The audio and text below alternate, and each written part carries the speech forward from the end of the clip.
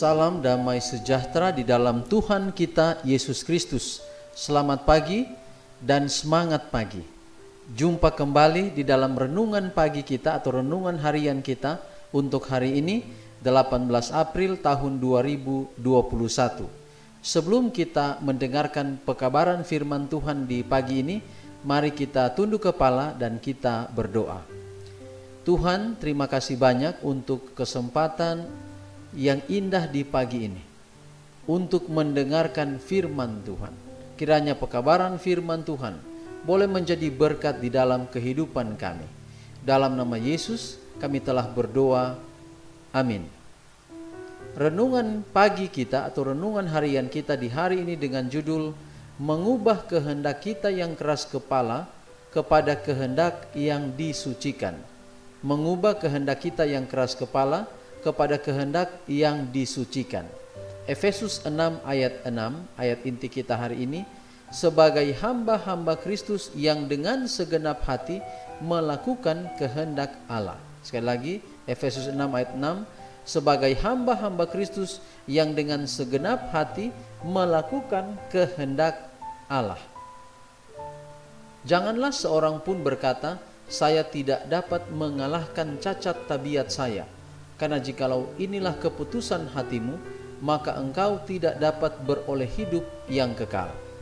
Keadaan mustahil itu semuanya berada dalam kehendakmu. Jikalau engkau tidak berkehendak, itulah yang merupakan tidak dapat itu. Kesukaran yang sebenarnya ialah kecurangan hati yang tidak disucikan dan keengganan untuk menyerah kepada kehendak Allah.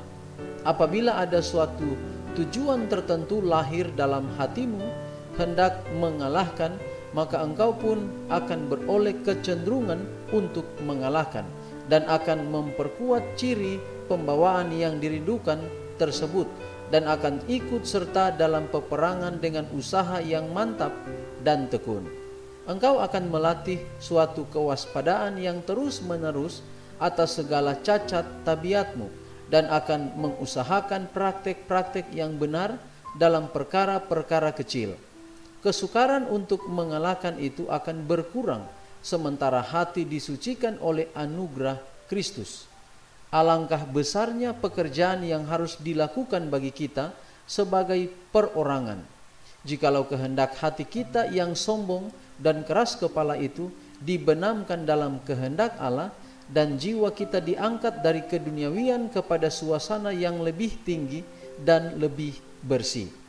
Kemauan diri dan kesombongan itulah kejahatan yang membalikan malaikat-malaikat menjadi roh-roh jahat dan menutup pintu gerbang surga terhadap mereka.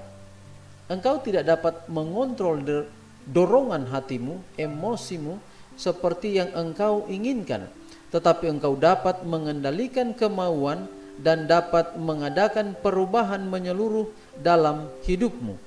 Oleh menyerahkan kehendakmu kepada Kristus, maka hidupmu pun akan tersembunyi dengan Kristus di dalam Allah dan bersekutu kepada kuasa yang di atas segala kerajaan dan kekuasaan. Engkau akan memperoleh kekuatan dari Allah yang akan memegang engkau erat-erat kepada kekuatannya, dan suatu terang yang baru, bahkan terang iman yang hidup akan mungkin kepadamu. Akan ada di dalammu suatu kuasa, suatu ketekunan dan suatu kesederhanaan yang akan menjadikan engkau suatu alat yang berbudi bahasa halus di dalam tangan Allah. Jadi saudara, kuasa untuk mengubah hati kita hanya ada di dalam Yesus. Tetapi kuncinya adalah kita harus terbuka, kita harus rendah hati, kita tidak perlu malu, tidak perlu keras kepala untuk menyerahkan hati kita kepada Allah. Kalau tidak, kalau kita terus berkeras kepala untuk menerima akan kehendak Tuhan atau akan kehendak Allah, maka hati kita tidak pernah akan disucikan. Tujuan dari supaya hati kita ini disucikan agar kita dapat menjadi umat Tuhan yang setia. Kita akan memiliki hati yang lemah lembut, dan kemudian kita memiliki kasih yang besar untuk berbagi, untuk menjadi berkat bagi sesama kita yang ada di sekitar kita. Caranya adalah ubahlah hati kita yang keras kepada hati yang disucikan. Bagaimana caranya? Mari kita dengan setia datang kepada Tuhan. Adalah merupakan satu kerinduan umat-umat Tuhan. Kita ini memiliki hati yang berserah, hati yang lembut, hati yang disucikan oleh Yesus Kristus. Kalau dengan demikian, maka kita adalah sebagai hamba-hamba Kristus, oleh karena kita menyerahkan segenap hati kita untuk melakukan kehendak Allah.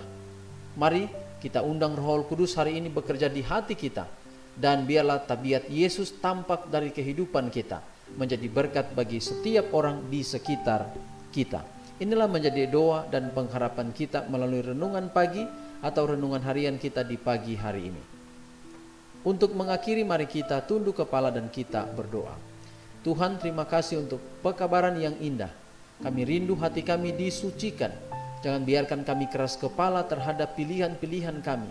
Ajar kami Tuhan untuk rendah hati, mau datang setia kepada Tuhan. Dalam pelanggaran, kesalahan, kekurangan apapun kami lakukan, tapi kami percaya Allah berkenan menerima kami sebagaimana kami ada. Asal kami mau datang pada Tuhan, maka pintu terbuka lebar untuk kehidupan kami. Itulah keyakinan kami.